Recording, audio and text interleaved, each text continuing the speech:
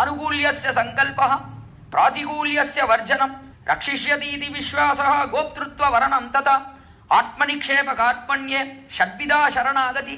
சரணாகதிக்கு லட்சணம் தெரிவிக்கிறார். எப்படிப்பட்டனா ஆனுகூல்யஸ்ய சங்கல்பா, எம்பெருமானே உனக்கு அனுகூலனா இருப்பேன்னு சங்கல்பம் பண்ணிக்கிறது.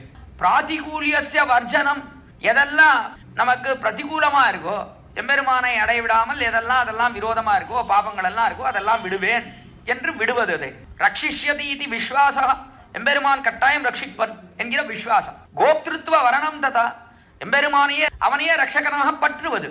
ஆத்மநிக்ஷேப கார்பண்ய, ஆத்மநிக்ஷேபம் என்றால் ஆத்மாவை அவனிடத்திலே சமர்ப்பிப்பது. எம்பெருமானே இந்த பொருள் உன்னுடையது, ஏற்கனவே உன்னுடையதுதான், இனி எம்பெருமானே இந்த பொருளுக்கு நீயே ரட்சகனாக இருந்து இதை ரட்சிக்க வேண்டும் என்று அவனிடத்திலே சமர்ப்பிப்பது.